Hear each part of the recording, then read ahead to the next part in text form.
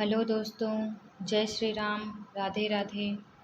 आपका teaching in Hindi career classes में स्वागत है। आज आप लोग समकालीन कवि और उनके कुछ काव्य संग्रह के बारे में पढ़ेंगे। अब समकालीन कवियों में दुष्यंत कुमार कौन आता है? दुष्यंत कुमार। अब दुष्यंत कुमार समकालीन कवि भी हैं और इनके काव्य संग्रह भी हैं। इनके काव्य संग्रह में पहला आता है दुष्यंत कुमार, जिसका है सूर्य का स्वागत। क्या है? सूर्य का स्वागत। ये 1957 ईस्वी में लिखा गया था। कब लिखा गया था? सन 1957 ईस्वी में लिखा गया था। दूसरा है उजालों के घेरे। क्या है? आवाज़ों के घेरे। इसकी रचना सन 1963 ईस्वी में हुई थी। कब हुई थी? सन 1963 ईस्वी में आवाज़ों के घेरे की रचना हुई थी।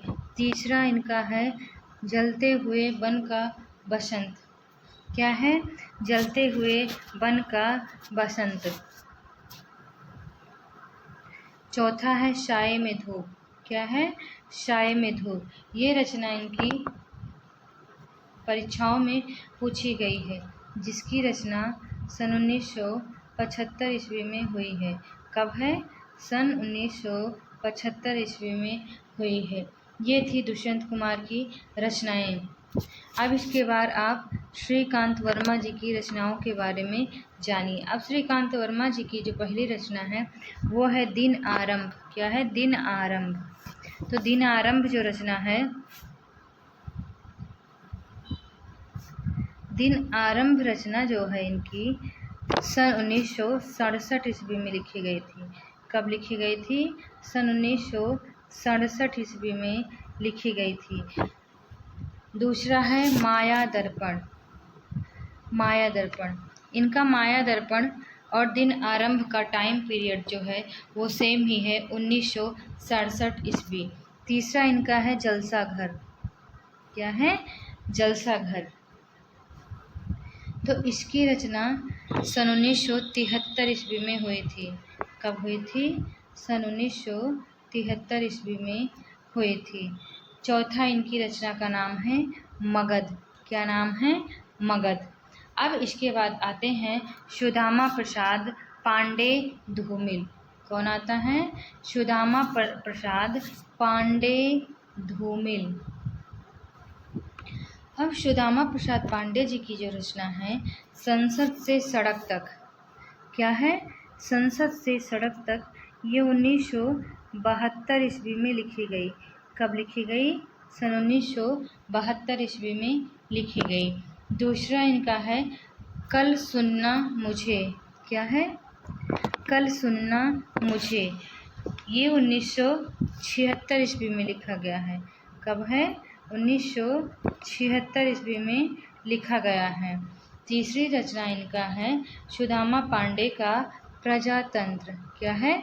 सुदामा पांडे का प्रजातंत्र। ये इनकी काव्य संग्रह है। क्या है? काव्य संग्रह या इनकी काव्य रचना है। आप सुदामा प्रसाद धूमिल के बारे में कुछ और भी जान लीजिए। इन्होंने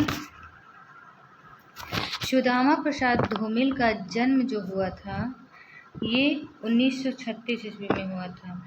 कब हुआ था? सन 1936 ईस्वी में हुआ था।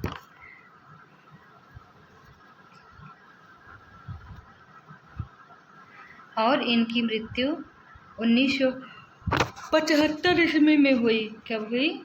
1975 ईस्वी में हुई थी।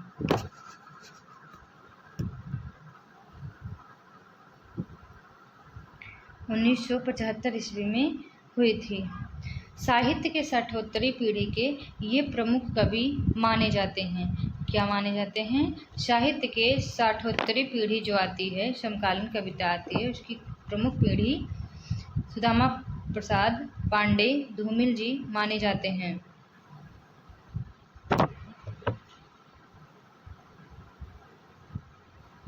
अब इनकी रचना के बारे में तो आप लोग जान ही गए हैं। इन्होंने संसद से सड़क तक में एक पंक्ति कही है, लोहे का स्वाद,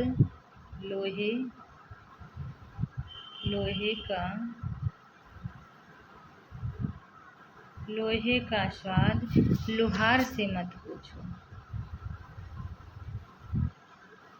लोहार से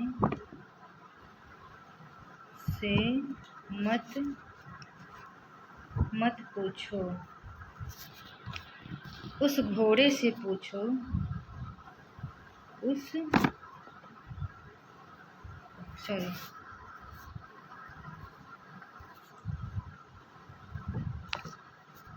घोड़े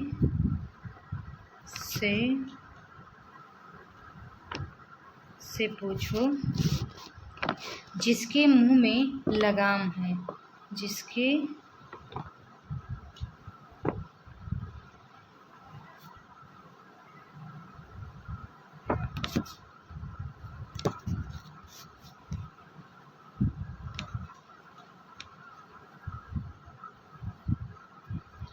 सुदामा प्रसाद पांडे जी संसद से सड़क तक में कहते हैं, जो इनकी रचना है संसद से सड़क तक,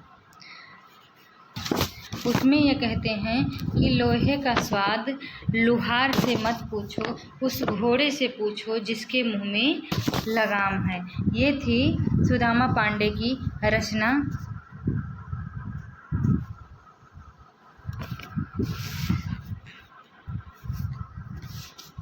अब इसके बाद आता है चंद्रकांत देवतोले। कौन आता है? चंद्रकांत देवतोले। चंद्रकांत देवतोले इन्होंने भी रचनाएं लिखी हैं। पहली रचना इनका है हड्डियों में छिपा ज्वर।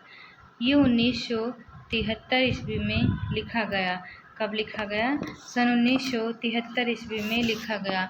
दूसरा है दीवारों पर खून, 1975 ईस्वी में लिखा गया। भूखंड तप रहा 1982 ईस्वी। कब है? 1982 ईस्वी। पत्थर की बेंच या पत्थर की बेंच जो है इनकी रचना है 1996 ईस्वी। कब है? 1996 ईस्वी। पांचवी इनकी रचना है उजड़ में संग्रहालय। क्या है? उजाड़ में संग्रहालय। ये रचना सन 2003 ईस्वी में लिखी गई थी या इसका प्रकाशन हुआ था। अब आइए मंगलेश डबराल की रचनाओं के बारे में। ये मंगलेश डबराल जी की रचना जो है पहाड़ पर लालटेन। क्या है? पहाड़ पर लालटेन। घर का रास्ता। हम जो देखते हैं। आवाज़ भी एक जगह है। क्या है? आवाज़ भी एक जगह है। मुझे दिया एक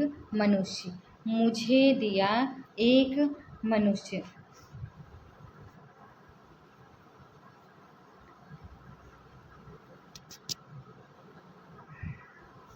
अब ये थे समकालीन कवि और उनके काव्य संग्रह। अभी तक आपने समकालीन कवि और उनके काव्य संग्रह के बारे में पढ़ा। अब आप प्रमुख समकालीन महिला कवियत्री के बारे में और उनकी रचनाओं के बारे में पढ़ेंगे। किसके बारे में पढ़ेंगे? प्रमुख समकालीन महिला कवियत्री जो थीं उनकी रचनाओं के बारे में पढ़ेंगे। अब पहली रचना जो है, पहली समकालीन महिला कवियत्री जो हैं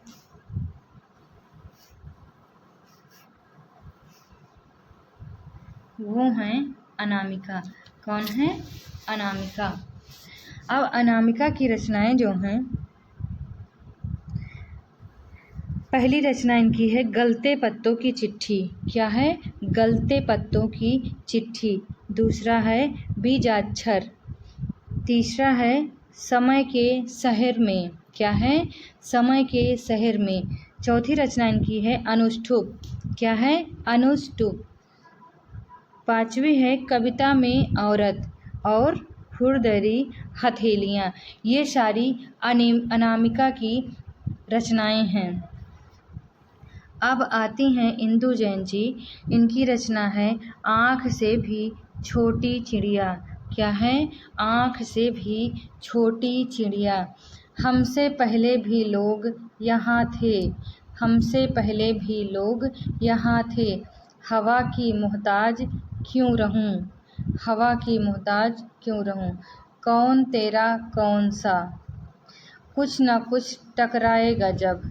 ये सारी रचनाएं जो हैं वो इंदु जैन की रचनाएं हैं। किसकी रचनाएं हैं? इंदु जैन की रचनाएं हैं।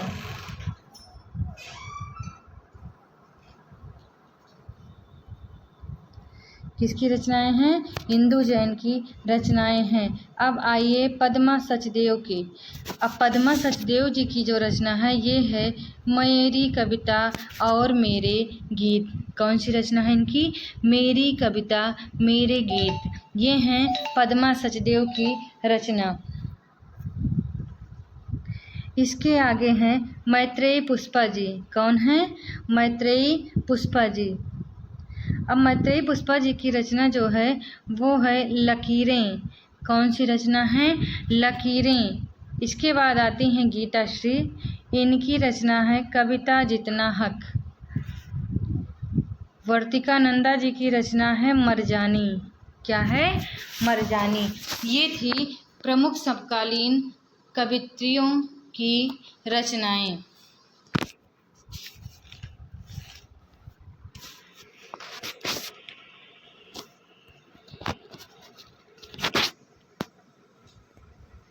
इसके बाद आता है हिंदी गज़ल। अब हिंदी गज़ल जो है, हिंदी गज़ल का प्रवर्तक दुष्यंत कुमार को माना जाता है। किसको माना जाता है? दुष्यंत कुमार को। इनका जन्म सन 1933 ईस्वी में हुआ था। इनका मूल नाम दुष्यंत नारायण त्यागी था और ये प्रारंभ में परदेसी नाम से कविता लिखते थे। किस नाम से कविता लिखते थे? परदेसी नाम से ये कविता लिखते थे दुष्यंत कुमार। ये दुष्यंत कुमार जी जो हैं इनको गज़ल का प्रवर्तक माना जाता था। क्या माना जाता था? गज़ल का प्रवर्तक।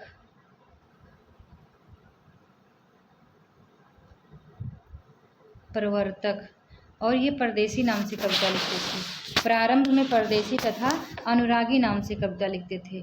किस नाम से लिखते थे ये कविता? परदेसी तथा अनुरागी नाम से। परदेसी तथा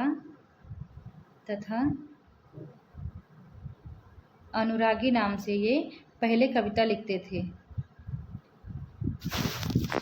कविताएं लिखते थे।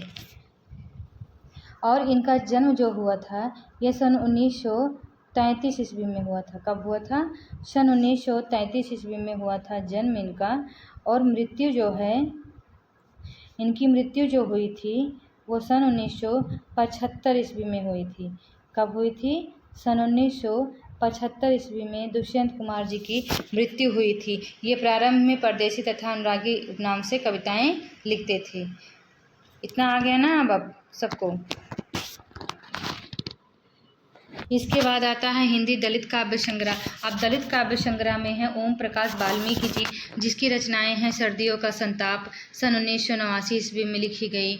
वर्ष बहुत हो चुका, 1997 ईस्वी में लिखा गया। अब और नहीं, 2009 में लिखा गया। दलित काव्य संग्रह में जो कवित्री हैं वो सुशीला टकभोरे जी हैं। उनकी रचना है स्वाति बूंद और खरे मोती, तुमने उसे कब पहचाना। ये सारी जो थी काव्य संग्रहों की रचनाएं थी। अब इसके बाद हम आपको गद्य के बारे में बताएंगे। गद्य का विकास कैसे हुआ, गद्य की उत्पत्ति कैसी हुई और गद्य में कौन कौन सी विधाएं आती हैं। उसके बाद गद्य में कौन कौन सी विधा के कौन कौन से प्रमुख लेखक हैं, उनकी प्रमुख कृतियाँ जो हैं हम उनके बारे में आप लोगों को बताएंगे।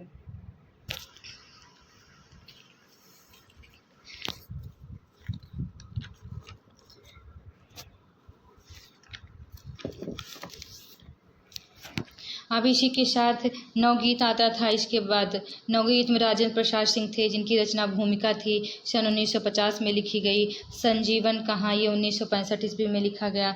आओ खुली बयार 1972 ईस्वी में इसकी रचना हुई। फिर इसके बाद भरी सड़क पर, ये इसकी रचना 1980 ईस्वी में हुई। सूरज आधी रात तक 1981 ईस्वी में लिखा गया। हमने आपको जो प्रमुख कवि या कवित्री थी उनकी रचनाओं के बारे में बता दिया है। अब इसके आगे आप लोग गद्य के बारे में पढ़ेंगे।